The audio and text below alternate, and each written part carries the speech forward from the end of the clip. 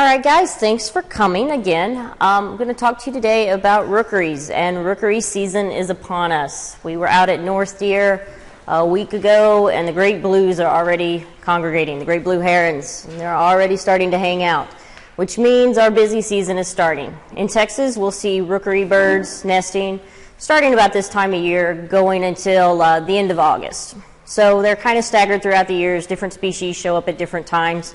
Typically, the large waders are showing up first, the terns kind of rondel in later, and on and so on and so on. So I wanted to start, for those of you that weren't as familiar with the term rookery bird. What is a rookery? A rookery is a group of individuals of one or more species of bird that nest in proximity at a particular place. About 13% of all birds are colonial nesters, meaning they get together like this in groups, and that includes all birds. We're not just talking about our water birds. Interestingly, about 95% of our seabirds are colonial. And when you think about their lifestyle, it makes a lot of sense. You're spending your whole life out over the ocean, hunting and doing your thing out on the wide open sea. There's not very many islands to come back to nest on. So, makes sense. Colonial nesting, in theory, could be a response to shortage of safe nesting sites, like the island deal. Or an abundance of unpredictable food sources that are far away from the nest sites. Meaning I want to nest and raise my chick where I can easily get him groceries to get him grown up and out successfully. Colonial nesting birds often show synchrony in their breeding, meaning everybody shows up at the same time, everybody lays eggs about the same time, everybody's chicks are about the same age, and we find that those chicks that are kind of behind the curve and a little late in the season typically don't do as well. So we've got different types of rookery nesters, and I'll start by talking about our bare ground nesters. They don't like a lot of vegetation. They kind of like wide open spaces. A lot of times they'll use a scrape for a nest, which means they just kind of hollow out a little spot in the sand in the shell and plop their eggs down in it. Because that's their strategy, often their eggs are colored and camouflaged very well to blend in.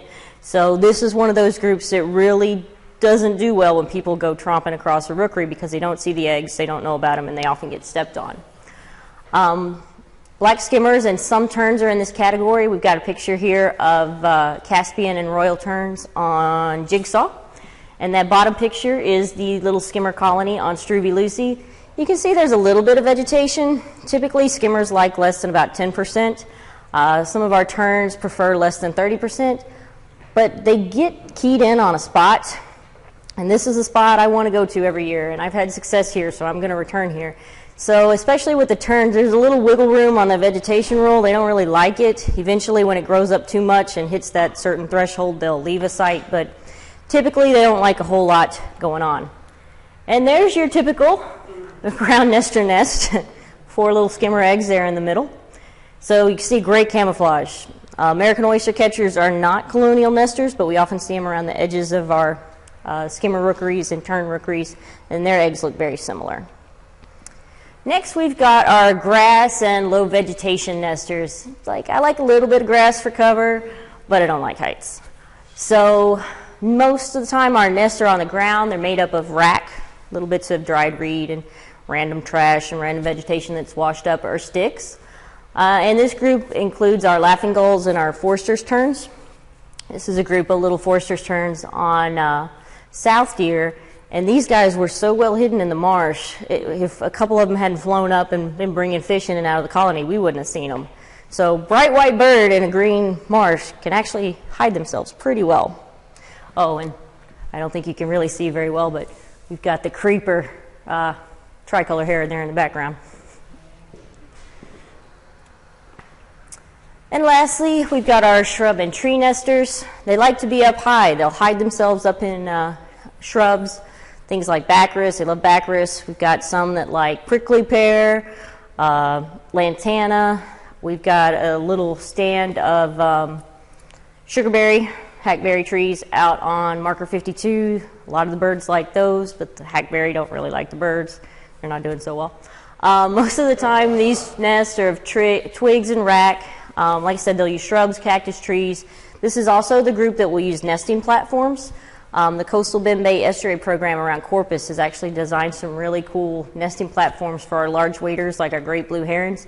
And you know, any man-made structure, Sundown Island, I'll show you the next picture. You know, there were some radio towers that were donated, and they were just scrap radio towers, and we threw them out there, and boy, the birds just started constructing all over them. This group is going to include your herons, your egrets, your ibis, your spoonbills, and so on. And those are baby spoonbills on Sundown. And then I put this in because then we have a particular species in this area anyway that's kind of a generalist. And they're not too picky. I'll go wherever I can go. And I'm talking about our brown pelicans. And when I first started working with wildlife, I worked on the eastern shore of Virginia. And our pelicans there were strictly grass nesters. They kind of like that low vegetation and grass. And then I come down here, and a lot of our pelicans seem to like that kind of shrubby stuff, but they're still doing the grass. Here around North Deer, anywhere a pelican can squeeze a nest in, it seems like we're getting a nest. So it could be low vegetation. It could be cactus. Yes, a pelican can nest in cactus. I don't know how it works. I don't know. Shrubs. This is one of those radio towers I was telling you about. Just plop a nest anywhere that works. As long as the physics hold up, we're good. So there's some pros of nesting in a rookery. You've got a whole bunch of birds, and you know, when I think about a rookery, my favorites are terns, so that's kind of my analogy I go to most of the time. You think about a big colony of terns. There's a lot of little eyes looking a lot of different directions at one time. So they're going to be on the watch for predators. So maybe if you're sleeping a little bit and not really paying attention, your neighbor's going to see that coyote about to come up on the colony. Terns in particular will swarm predators, some of the other species as well. I personally have experienced laughing gull commando activities. They will defecate, and it's not pleasant, on predators that are invading their nesting area. You've also kind of got the protection of the herd thing, and you know, the animal world is all about surviving and making your genes continue to the next generation. So if you have your chick by yourself off somewhere random, there's a pretty good chance that if a predator comes across it, you're going to lose your chick. But if your chick is in the middle of 1,000 other brown pelican chicks, and a predator comes around, you've got 1,000 or 1 in 1,000 chance that the predator is going to pick your kid. So protection of the herd. They also time their chicks together, like I said, to kind of overwhelm predators. Again, if your chick's out there by itself, predator's probably going to find it pretty easily. If there's 1,000 chicks, the predator can't eat 1,000 at once. So, and then some waterbird species actually depend on other species for defense. Skimmers, I love skimmers, but they're kind of wussies. They're just kind of meek and mild guys. They don't like a lot of conflict. They don't like a lot of stress. And when a predator comes, they'll freak out and take off. But they often nest around tern colonies, and terns don't take anything from anybody. So, you know, by a skimmer nesting near a tern, if a predator comes near that joint colony, the terns are probably going to run the predator off. So it works out well for the skimmers. Cons. When you're nesting in a rookery, you are very susceptible to human disturbance. Humans are very curious creatures. When we see a bunch of birds together, we want to go see what's going on, right? So those large congregations not only attract our eyes, but often predators. We've talked about some colonies that work, some colony islands that work, and some that don't. And interestingly, there's one in Corpus Christi Bay, Shamrock, that's very, very near the mainland. And theoretically, we should have a lot of predator issues because they should be able to swim that short distance very easily. But the prevailing wind is blowing the smell away from the mainland. So heck, maybe these predators don't know they're out there. Just a theory. But also, predators are smart. They pay attention. If there's a lot of birds coming in and out, they know that something's up, and they're going to be drawn to this activity and a rookery. Severe weather events. One good storm could knock out a good chunk of the population since everybody's in one place. There is competition for nesting sites. There's only so much area on an island. We kind of see this on North Deer sometimes. We're seeing increase in brown pelican numbers, and I'm worried that this increase in brown pelican numbers because they show up earlier in the year, and a pelican nest takes up a lot of space physically. Maybe our waders are showing up later and there's just not enough space for them. They do have habitat degradation issues, sea level rise, climate change, our islands are shrinking and eroding. They are susceptible to loss and contamination of their environments. During the 60s and 70s, a lot of the pollution in the Houston Ship Channel, they were doing tests and research, and they were finding these pollutants in our rookery birds. So if you're nesting near the Houston Ship Channel in the 60s, I don't know, you might have been having some three-eyed babies or something. I don't know. And they are susceptible to changes in food webs. So if there's a massive die-off of a certain prey species that you're dependent on, you're going to be in trouble, and there might not be enough food to provide the chicks in that rookery. They also seem to be really tied to a location, and that's going with, I'm going to select a nesting habitat where I'm going to have a high probability of maximizing my reproductive success. And that's a long sentence to say, I'm going to pick a spot where my kid's going to live. And they typically, if they have success at a site, they'll continue to use it. And if something happens at a site, especially over and over, like Struve Lucy, we had an incident last year where somebody wandered up and caused abandonment of the entire colony. Well, if the abandonment of a colony happens, they might think twice about re-nesting there the next year. And in that case of Struve Lucy, they abandoned that colony and actually went nearby to spoil off a Tiki Island to reestablish and try again that year. So I can't talk about rookeries without talking about Audubon and why I have a job. 1 second, I need a break. A little caffeine. So Audubon, the National Audubon Society, was actually formed because of colonial waterbirds and rookeries. Many waterbird populations were seeing declines in the late 1800s and early 1900s, and it's because ladies were buying these extravagant hats that had these crazy feathers on them, in some cases actual whole birds taxidermied on the top of the hat.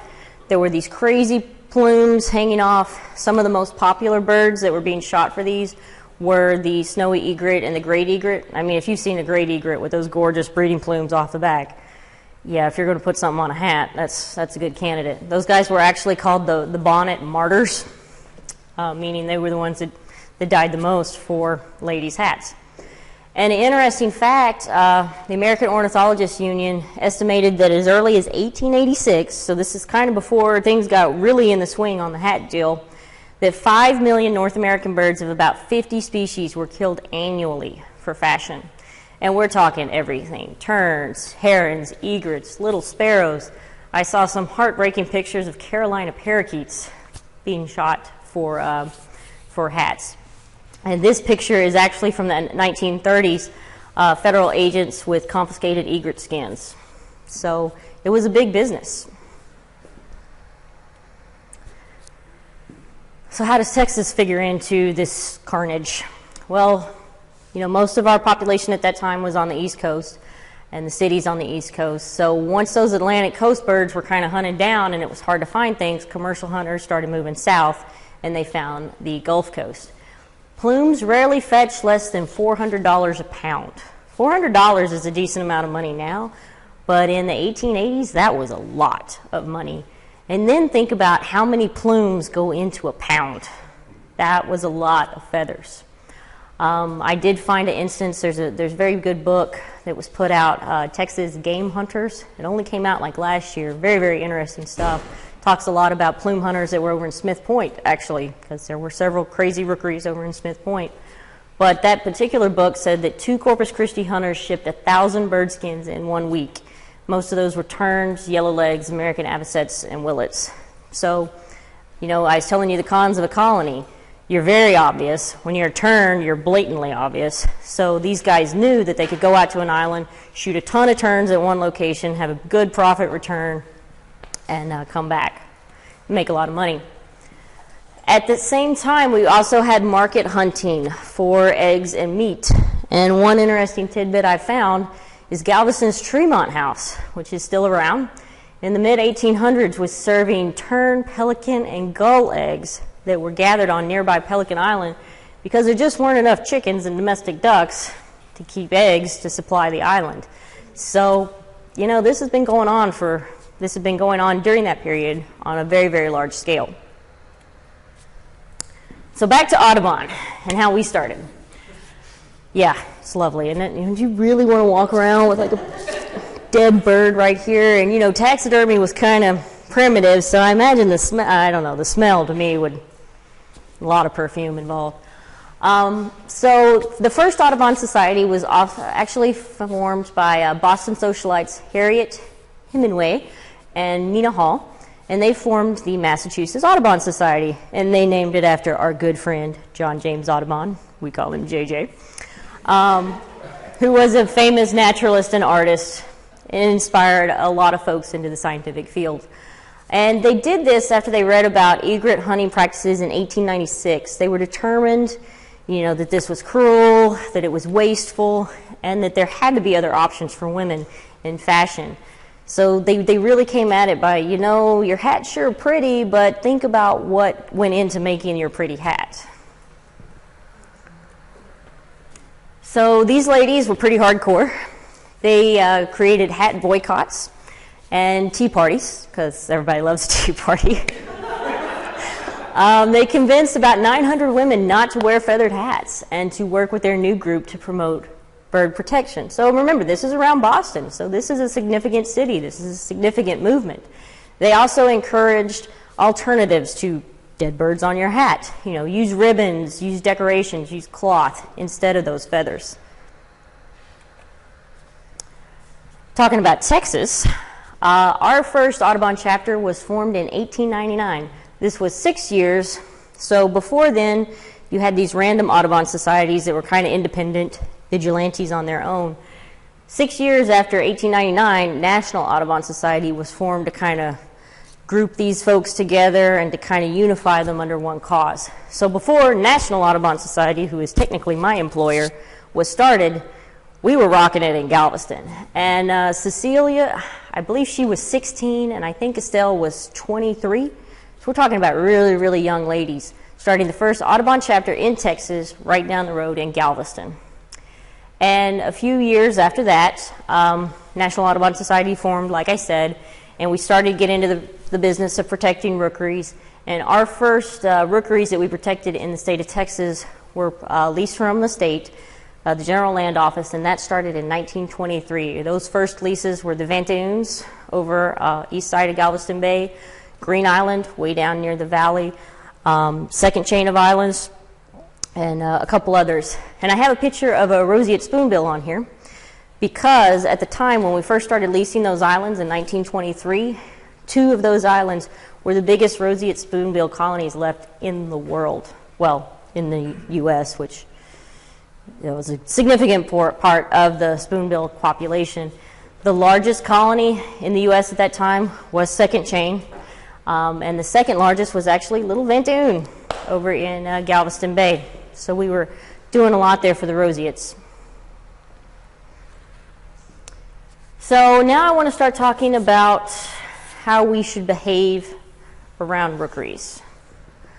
I told you why our populations were down and why we're working really hard to get our numbers back up for these rookeries.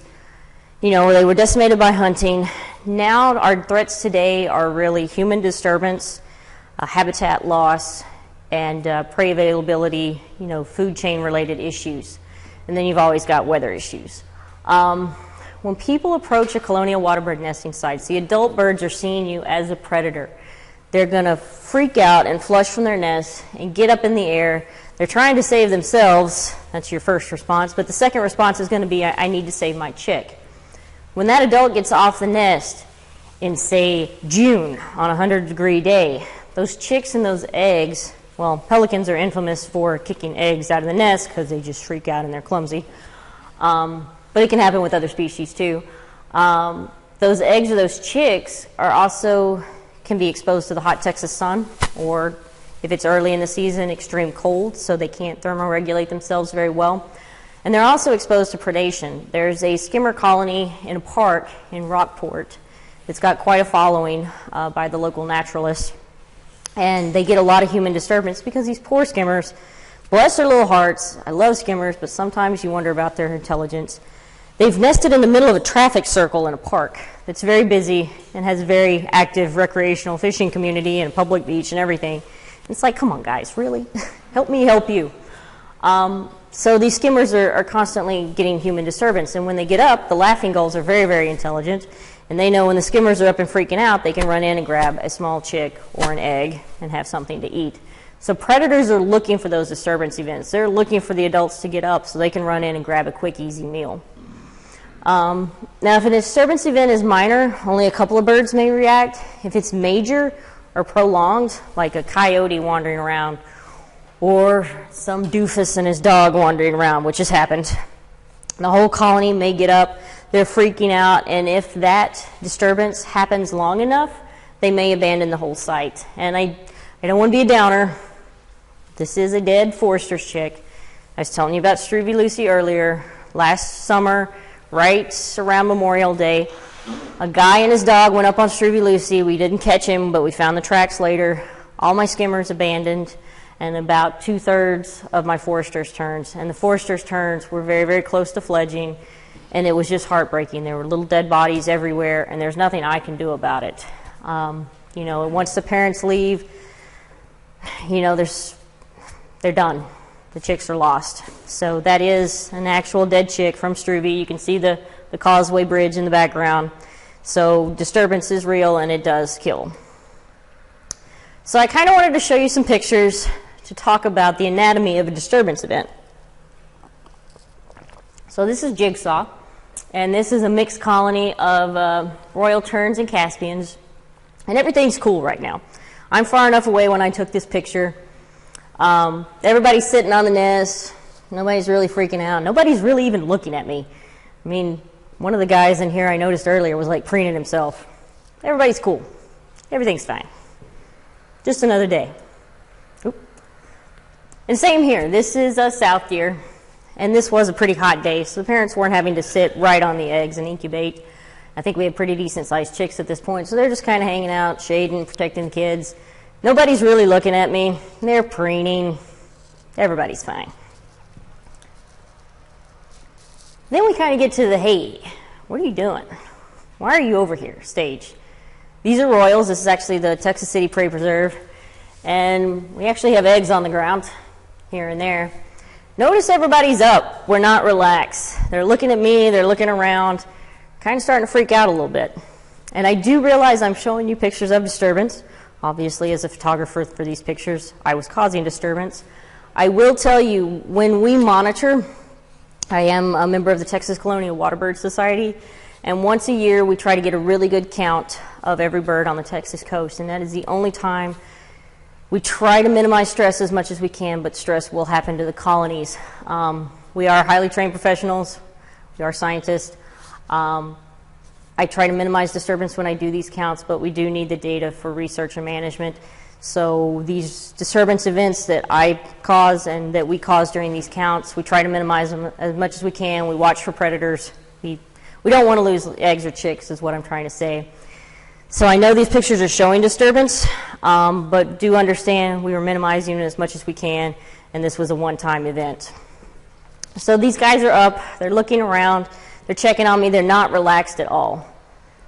This is a picture from Sundown. Sundown is so large that when we do our annual survey, we actually have to walk around it because it's about 80, well, it was 80 acres. Now it's about 60, but it's really thick brush. And this is, again, they're not really relaxed on the nest. They're watching me. They've got their heads up. What are you doing? And then here's the last stage of disturbance. The freak out. This is laughing gulls on North Deer. I don't know if there was a predator running around that day or what. We were off in the boat. But, you know, everybody's up. They're freaking out. They're calling. They're laughing gulls, so they're pooping. Lots of poo. You know, everybody's up, and it's almost like a wave. And you'll see this on North Deer a couple of times when we've suspected there's predators running around out there. You know, maybe I can't see the predator, he's way off in the marsh, but the laughing gulls will just like a wave at a football field, up and down and up and down. If you're out monitoring and this happens, that's really bad. Really, really, really bad. We do not want everybody to freak out, okay? This is when eggs are lost, chicks are lost, predators move in, that sort of thing. So species vary in their sensitivity and the time of year they're most susceptible to disturbance. You know, I had a professor that used to say skimmers would abandon the colony if they knew we were talking about them. So some species are super sensitive.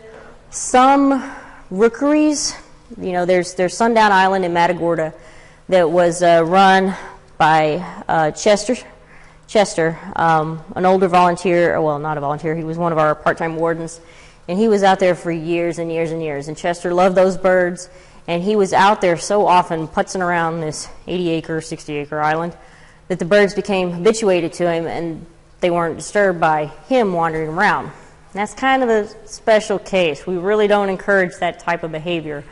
So some islands are more used to human disturbance than others. The little Rockport colony, they've got cars going by every day.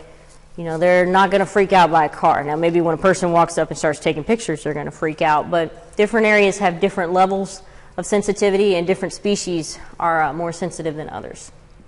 Nesting terns and skimmers seem to be more sensitive because they usually do this initial panic, this initial freak out when everybody takes to the air. And I don't know if it's to get up and get a good look at the predator, to overwhelm the predator, to distract the predator, whatever. But when you do disturb a bunch of terns or skimmers, everybody's up. Yeah, that's true. When they see a predator flying over, everybody gets up, everybody's paying attention. I used to work a lot with American oyster catchers in Virginia, and again, not a rookery bird, but a beach nesting bird. And poor guys, you know, they'd see vultures flying overhead, and from a distance they thought they were actual raptors. So they freak out when they see raptors, and they do their alarm call, and the vultures would fly over, and the oyster catchers would freak out, and it's like, really, guys, you're wasting your time here. It's just a vulture. So like I said, black skimmers are extremely sensitive. They are very sensitive during courting, egg laying, and early incubation because they don't have a whole lot of time invested in that site yet, a whole lot of time invested in those eggs. So they're very, I guess they can be kind of deadbeat parents, and they're more susceptible to just cut and run. This ain't working, I'm out, we're done. They also are pretty sensitive during chick rearing. When they're disturbed, when chicks are on the ground, chicks kind of freak out. They may run too far from the nest and get lost, run into the water and get lost, or adults can actually be territorial and kill them if they get too close. Other adults, obviously not their parents. So again, I want to tell you, scientists that work in colonies are very aware of the harmful effects of disturbance, and we try to take precautions to reduce or eliminate these negative effects. And, you know, there's this fine line between the value of the research you want to get to learn more about the bird and the cost on the colony. So when we go out to do an annual survey or to do a research project, we have to weigh this moral dilemma of the knowledge we're going to gain versus what the stress is going to do to the birds. So scientists, especially in the Colonial Waterbird Society, we're policing ourselves. We'll report each other if, you know, somebody's doing something that we think is too invasive. So I know some of those pictures looked a little upsetting. Notice I only had one freak out picture. Most of my pictures are at that look up stage, or a lot of them, you know, as we've gotten better cameras and better binoculars and better scopes, we're able to count from further back and refine our techniques. So our techniques are always evolving. I actually do want to look into using drones for some of our counts. We're a little hesitant on that because I know you've seen a lot of pictures of birds getting stressed by drones. So we're wanting to try checking out North deer this year with a drone early in the season before too many birds are out. And if a single bird freaks out and goes after, we're aborting the whole mission. We're not going to do it. But there has been a lot of talk about drones, and can we use a drone to count some of these areas for our official annual count without having a negative effect on the birds like the traditional methods of having to go into these larger islands. On our smaller islands, when we do our annual survey counts, most of these we can do by boat. So we anchor the boat a good distance back. We've got binoculars. One person's writing down, one person's like hanging off, you know, the console, trying to get up higher and see over the hump or things like that. So scientists are aware of disturbance. We try to minimize it. But a lot of times, tourists and recreators have no idea. I mean, how many of you have seen the iconic picture of the kid running into a big flock of birds? Oh, the birds are so pretty, yay. Well, actually, you're freaking those birds out. You're freaking those out, and you might be stepping on some eggs, and that's not a great picture. So, when you're around birds, you always need to watch them. If you're going to be doing some rookery observations for us, watch the birds. They're going to tell you when they're too close. That first picture I showed you of the terns, where everybody's down, they're cool, they don't really care, that's what you want to see.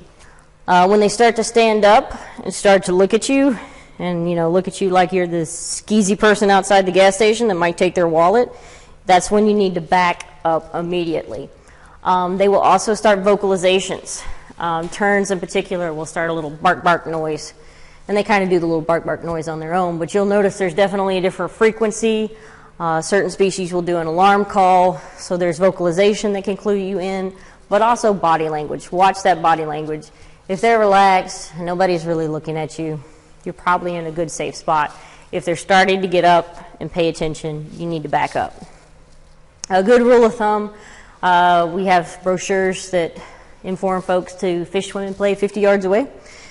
Personally, I'm not real good with my distances, so I can't really tell you how far 50 yards is some days.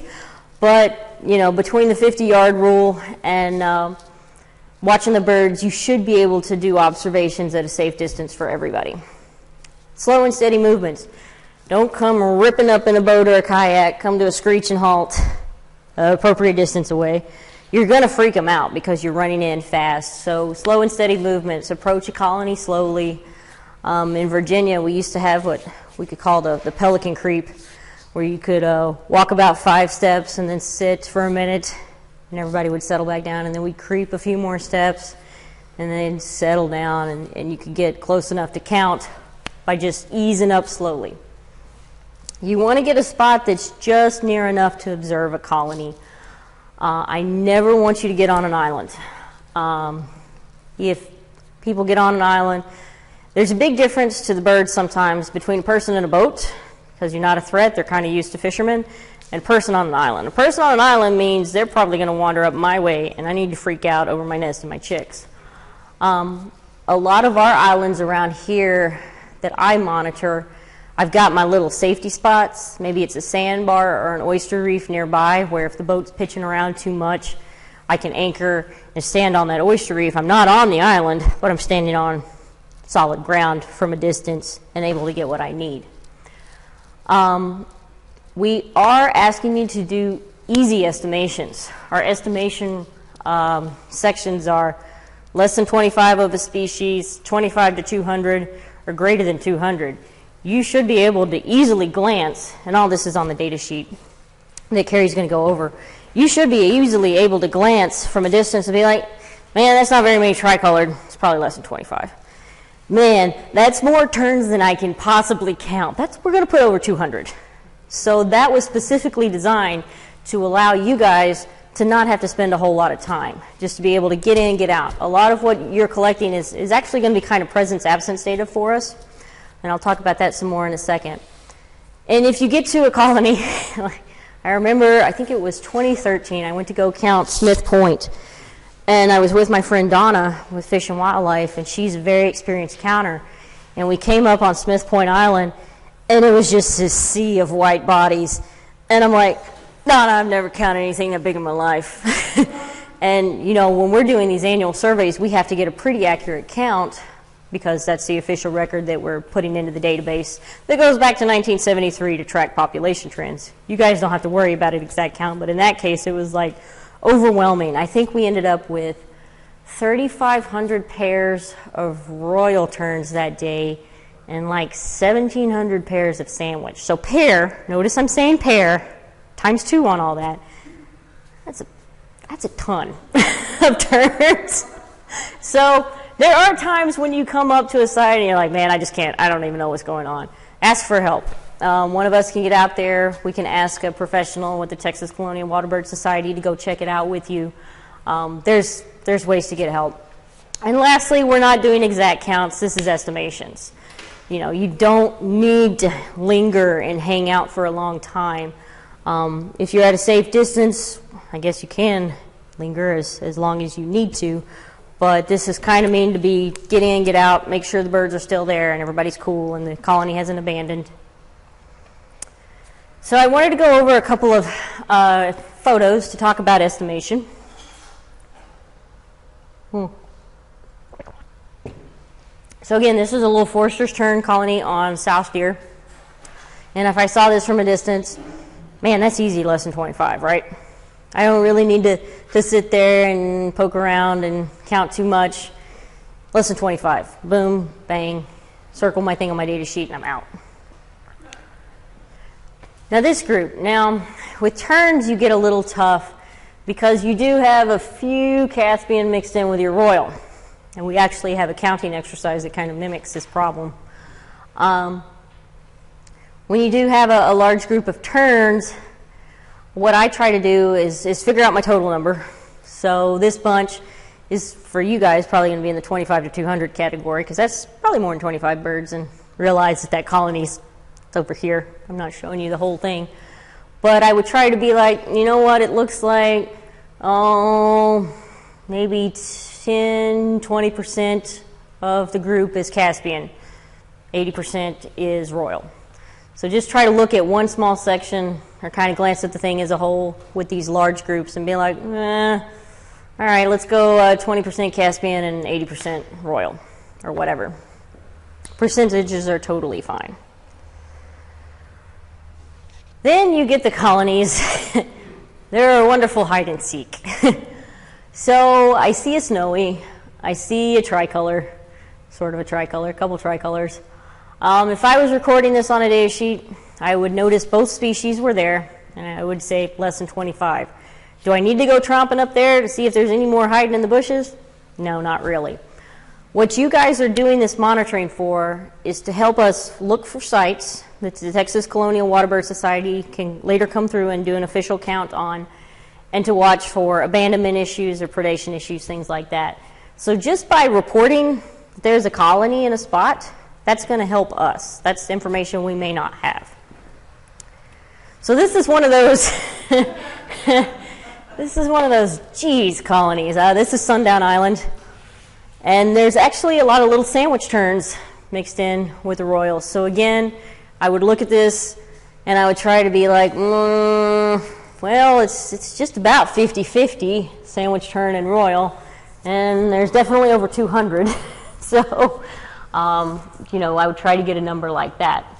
So that over 200 buffer, that's pretty easy for you guys. When it looks like this, you should just be able to be like, yep, circle and move on. So that means that we want you to have fun. We want you to participate. But if anyone conducts themselves in an improper manner that causes harassment of the birds or abandonment, loss of eggs and or chicks to a colony, will be banned from tern. I'm not playing around. These are my babies, all of them, all 5 million of them are my kids. I don't want any losses. It is a violation of state and federal law to cause illegal take, which means death, harassment, whatever, of a waterbird species. They are protected under the Migratory Bird Act, they are protected under the Lacey Act, and they are protected under state wildlife code. So if anybody, you know, it happens, they're cute fuzzy babies, you want to get close, you want to get a cute picture of them. Nope, I don't want anybody on an island. I don't want, if I hear of anybody that's caused an abandonment or, you know, been throwing frisbees into the skimmer colony to make them get up so they can get a better count, nope, you're going to be banned from tern. So, what is your role as a tern rookery monitor? First thing, so I did tell you Texas Colonial Waterbird Society annual survey. This is what we base a lot of our management decisions on. The database has been, and the count has been going since 1973. It's a really cool data set, and it's really important for following our population numbers of birds in the state of Texas. But there's only so many folks, so many professionals in the Waterbird Society. We just can't get to every site.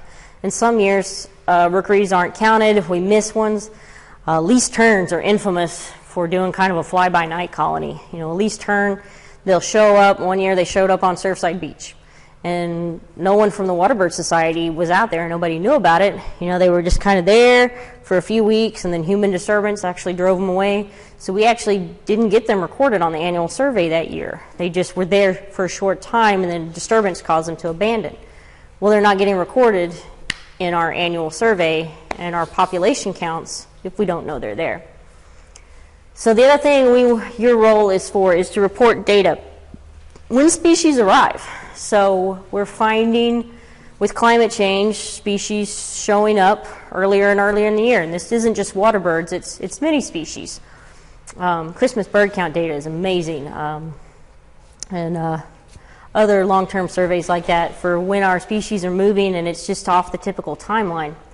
So for North Deer, I monitor North Deer pretty regular. I do one annual count where I pick strategic parts of the island and count my actual numbers for the annual survey, but the rest of the time I'm just cruising by in the intercoastal in my boat, being like, yep, the great blues are here, they got chicks. Oh, look, there's a white ibis, they weren't here last week, this is the first time they're here. So it's recording when those species are showing up, when you're seeing chicks, and when you're seeing fledged chicks. It's general estimations of numbers, and I guess you can technically put them into categories of a little colony, medium colony, and oh my gosh, that's a bunch of birds colony. So general estimations, and again, this is all stuff that we're going to pass along to the Texas Colonial Waterbird Society to do those annual counts. Disturbance or abandonment events. In the case of that Struve Lucy abandonment, I wasn't able to get out there for like 2 weeks, and actually Sue Heath with GCBO called me. It was like, did you know your colony's gone? I wasn't out there. I wasn't able to collect information. You know, we probably would have got some tracks and more information on what happened if we were able to get out earlier.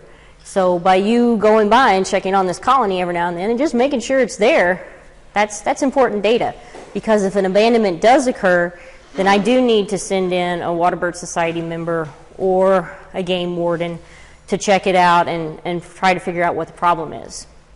And then the discovery of new colonies.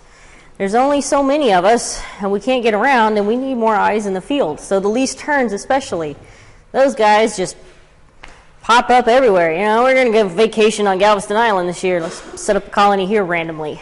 So it's finding those new spots that maybe we haven't seen before. And like I said, all your observations will be passed to Texas Colonial Waterbird Society members for inclusion on the annual survey. I haven't talked a whole lot to the society yet about hauling tern folks along on the annual surveys. We normally do need some help with that, but because those annual surveys, you know, we're trying to get in and out very quickly and not cause a lot of disturbance. Typically, we take small groups, like 2 to 3 people out.